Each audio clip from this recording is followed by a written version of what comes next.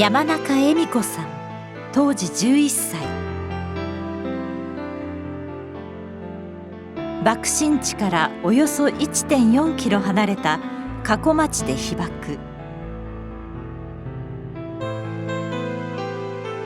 その瞬間は頭の上に太陽が落ちてきたのかと思うほどでした。倒れた建物の下敷きになりましたが、親切な男性に助けられ懸命に逃げ帰りました。さまざまな病気で苦しみ、差別も経験した山中さんは、こうして語ることが私の使命。全世界の指導者に広島に来てほしいと語ります。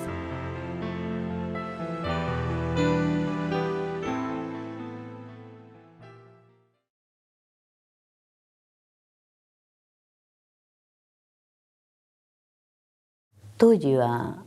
みんな学童疎開って大きな都市ではみんな子供が小学国民学校は3年から6年生までみんな親元を離れて縁故疎開か学童疎開かでみんな疎開をする時代だったので、私も弟と一緒に安芸郡倉橋島の父の知人のうちに疎開に行っておりました。当時は不衛生だったから目も結膜炎とかトラホームとかそんな病気で、私も結膜炎になって、その結膜炎になったために8月4日の夕方病院に行くために実家に帰ってきました。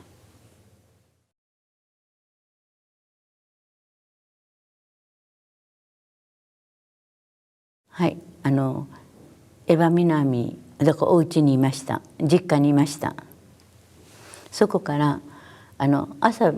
眼科に行って済ませて、お昼頃に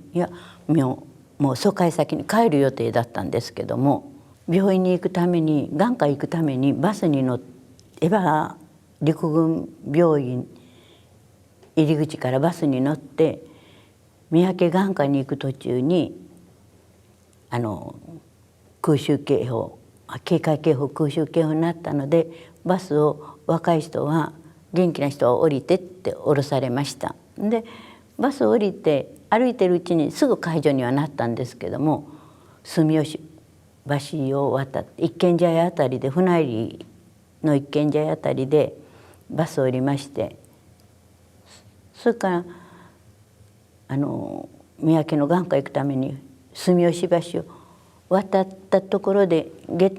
なぜかその時下駄を履いてたんですね。でその下駄の鼻緒が切れたからハンカチをちぎって告げようとしたら工場から工場の中からおじさんが出てきて「暑いのにここで花を告げるんだったらこれあげよう」って朝日もくださったんですよ。で告げようと思ったら「工場の中入ってしんさい」って言われたから「ありがとう」言って工場の中に入って建物の事務所みたいなところに入って朝日もいただいて告げようとこう下を向いた瞬間ぐらいに一瞬ピカッと本当に頭の上に太陽が落ちてきたのか火の玉が落ちたのか、その光でもう何も見えなく、その瞬間からもう空気がうわーっと爆風ですよね。空気がわーっときてもうほっと吐き出せなくって、もう息ができないって、もう吐こうと思っても吐き出せないってそのまま気を失った一瞬の出来事でした。だから私はピカッと光ってもう爆がもう空気いらんと思ったからもう何も分かりません。で周りがざわざわっとするような感じではっと我に返り「助けて助けて」ってなんか必死で叫びました。そしたらそこに足元だけが軍靴とゲートルって当時足にゲートル包帯の大きいのみたいなのをバッと巻いたのがボロボロで前掛けをかけたおじさんが「どこじゃどこじゃ」って声をかけてくださったんですよ。で「助けて助けて」言ったら瓦礫を抜けて手を差し伸べてくださったんですよ。でその手を持ったらずっとこう皮が滑ってで指と指を引っかき出してこう引っ張り出してもらいました。もうおじさんだったんですけども助け出された時に「ありがとう」っていう「あよかった」って思うことで「ありがとう」のお礼も言わないし前掛けをかけたおじさんだったんだけども考えたら胸の皮がやけどでずるっとむげてそれが前掛けに見えた。外の状況がどうだったとかじゃなくって助け出されても一体自分がどこに何がどうなってるのかわからないんですからどうしようお家に帰らなきゃって一番最初に母にお家に帰らなきゃって思ってもどこにいるのかやっぱり見当もつかないしどうしよう思った時にもう足はすでに住吉橋を渡ろうかな下ろうかなとそんな考える余裕もなくもう足はどんどんと川の下手に向かって刑務所の方に吉島刑務所の方に向かって走ってたら助け出された時まだね火は燃えてませんでした加古町私が出された時には。ただそこに見えたのは母色というのか埃が立った暗さというのかぼーっとした感じでただこんな人が半分裸の人とかふらふらと歩いてる人とか小走りの人が異様な人が頭は爆発したような異様な人が動いてる姿が見えてだんだんと見えてきて自分も走り出した途端に火がわっとついてもうその火の手に巻き込まれまいと思って必死で刑務所の方に向かって走った。ただ本当に全部一瞬の出来事で住吉橋を渡ろうかどうしようかって思ったと思うんですけどもとにかく足が勝手に下手に向かって走ってた。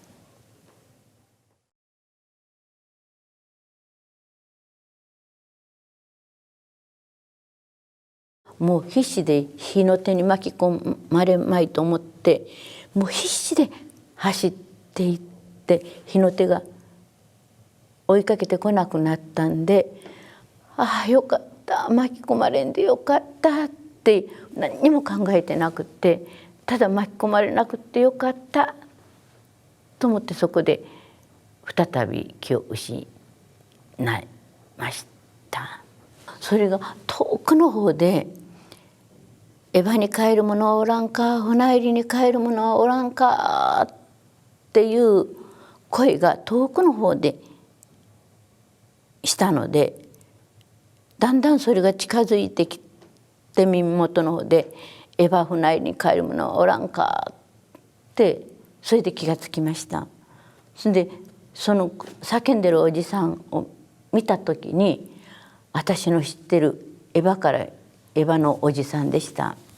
ああおじさんってエヴァに連れて帰っていたら「おあんた誰かいの?」っていう「おじさん私恵美子」って言ったら「うん?」って私と気がつかなくって、で船が救助の船だったんです。だからエバ船入りに帰る人を乗せて吉島から刑務所のところから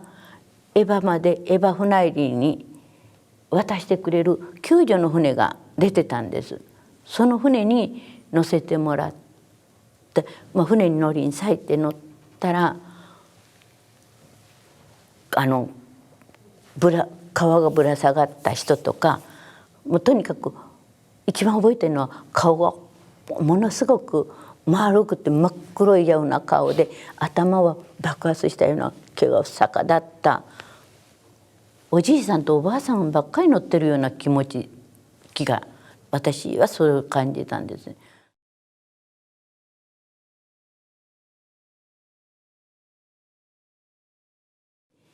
我が家に帰りました。もう家は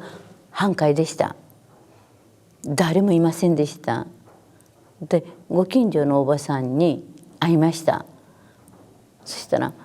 「おばさん」って言ったら「あんた」って「おばさん恵美子よ」って言ったら「お母さんは横穴の防空壕に行ってるんじゃない?」って言われて、海保寺の横穴の防空壕に行きました。で多くの人がいましたけども、母には巡り合えずに近所のおばさんが「恵美ちゃん、あんたそりゃ大事じゃ」ってエヴァの陸軍病院に連れてってくださって、大きなガラスだけ取ってもらって、病気の兵隊さんが取り除いたんだと思います。でその後赤チンつけてくださったから、体はいろんなとこ赤く赤チンの色で。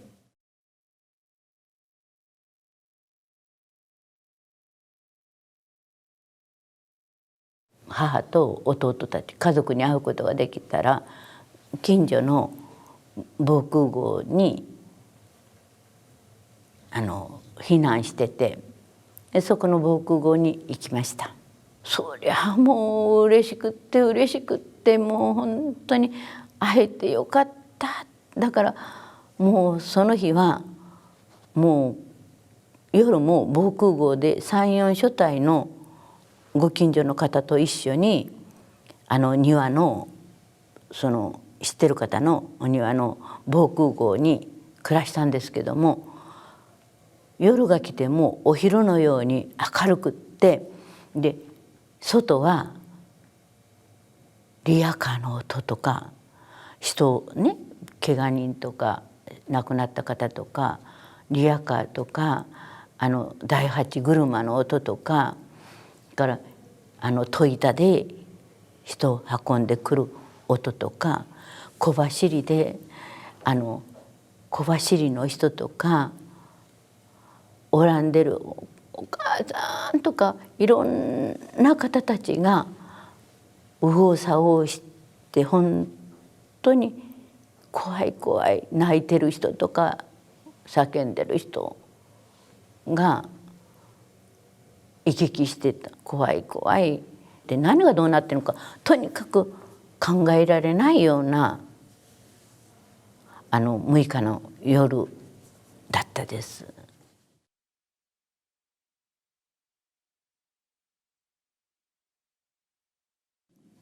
おじが呉から船を雇って、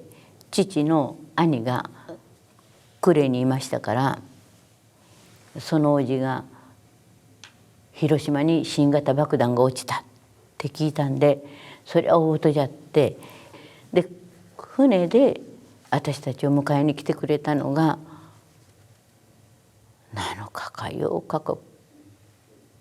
くらいだったと思います。ちょっとそこら辺りがね、私もよく覚えてないんですよね。炉の船で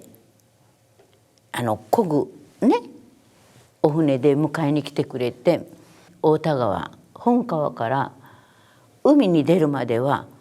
死体とぶつかってコツンコツンぶつかりながらで、死体がいっぱいなので、特に本川と元安川は死体のあれもうそれこそいかだみたいな感じでだから人にコツコツ当たりながらなかなか海に出れなかったんですよね。小島があったんですよね、島が。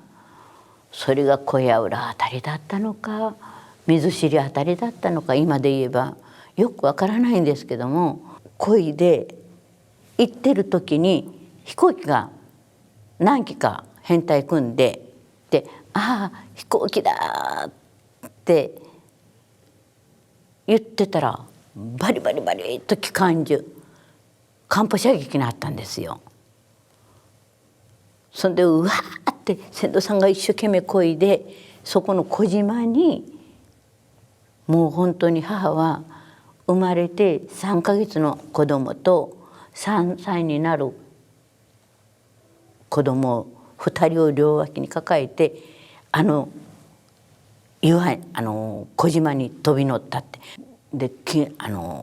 木の中に森の山の木の中に隠れて、で船の周りをバリバリバリバリバリと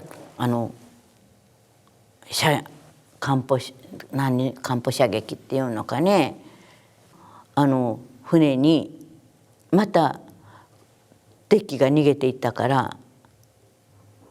もう本当に九死に一生を得ました。あの時の方が怖かったです。原爆は何にも知らない時の話ですからね。艦砲射撃を受けた時には怖かったですね。で船に戻って呉に着きました。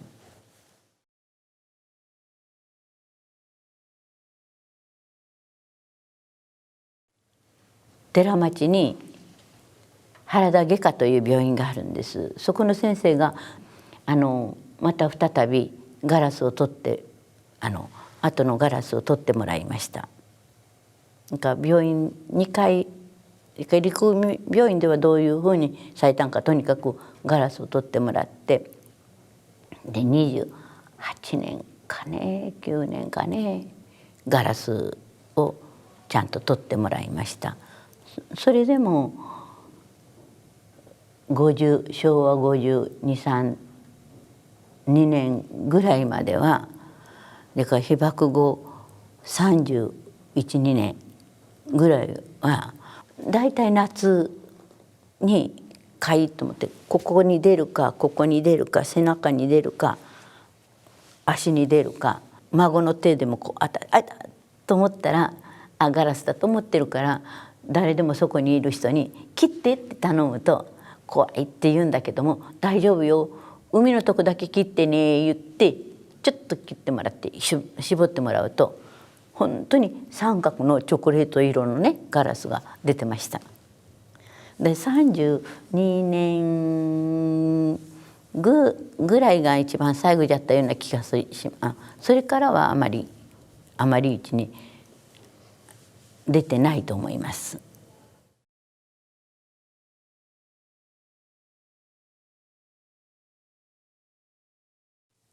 いろいろとありましたといううちに一番怖かったのは結核ですよね。結核を言っても私はね本当に自分が肺結核だと思ってませんでした。たくさんのゴミをね被爆した時にもう空気はいらんと思っても吐き出せないからどうかなったんじゃないかと思って、それに栄養失調とかいろんなもので結核というね病気になったんじゃないかなと。兄弟がみんな脳腫瘍甲状腺もう全部、私自身も脳腫瘍もうこれも10年20年じゃなくて30年もそれ以上のものでしょうって。私も甲状腺がん正式乳頭がんだそうです。がんがねビビビビとくっつく乳頭がんだから、こちら全部全摘です、左は。で右は半分くらい残ったけども正式には3分の1残ってるみたいです。でこの首の筋もがんで、ここもがんでやられてるからこれも取りました。被爆に関して病気はって言われたら血小板減少症も虚血性失神患も被爆者の病気、原爆白内障も両目が40だから被爆後20何年かね、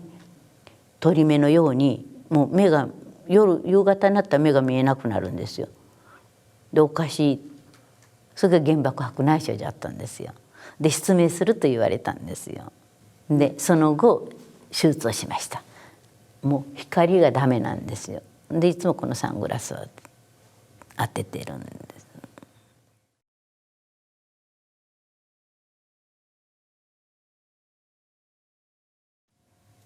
高校の先輩がボーイフレンドを私が病気してる時にお友達を紹介してくださったんですよ。で私が結核で入退院を繰り返してる時にその彼がいつも本を持ってきてくれて、いろんな本を持ってきて、で日本の将来の夢を語ってくれてたんですよ。で彼は中国からの引き上げ者なんです。いるだけで楽しくって話を聞いててもそうだそうだと思って、でいよいよ学校卒業して、昔今は外務省ですけど昔高等文官って言ってたんですよ。で試験が通ったんですよ。で東京に行ったら結婚しようっていうことだったんです。で卒業式は広島の公会堂でありました。その時に着物着て出てねって言われて、でもちろん私着物着て彼の卒業式参加しました、お母様と一緒に。その時お母様から楽しく過ごしたんですけども、いざ結婚の話になったらうちは被爆者はいらないって、そんで新商社が生まれる、原爆は移るって反対されました。で息子には絶対に言わないでって、そんなことだから結婚には反対されました。被爆者だからという差別問題で、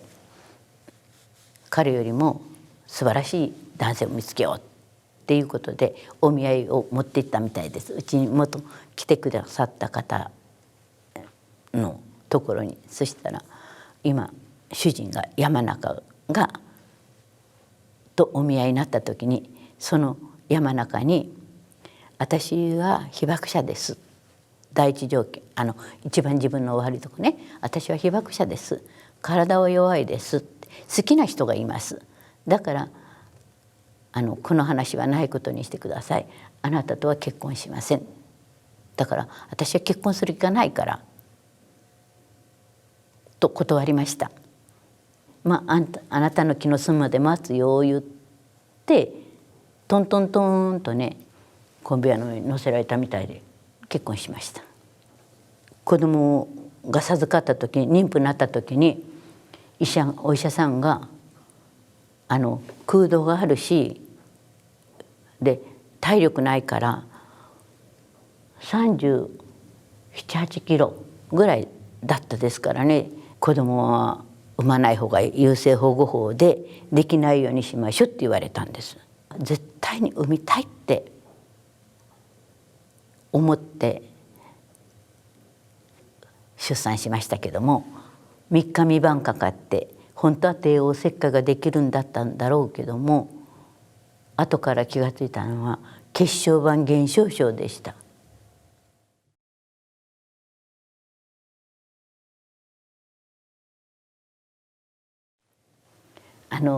本当に私ね、教育ほど大切なものはないと思います。だから今いろんな内戦とかテロとかがあっても全ては教育じゃなと思います。地球滅亡、人類滅亡の核廃絶をしなかったら終わりです。そのために命ある限りこうして今生かされていることは語りた私は本当に語るために被爆証言をするために今生かされてるんだな。辛くってもやっぱり語る以外にないって、これが私の使命じゃないかなって。そして世界の指導者よ、広島に来てこの原爆のこの原爆ドームももちろん、でも資料館に来て被爆の状態を見てほしい、世界の指導者が見てほしい。この青い地球とこの緑の大地、美しい地球をね、未来の人たちに残してやりたい。これが私の念願です。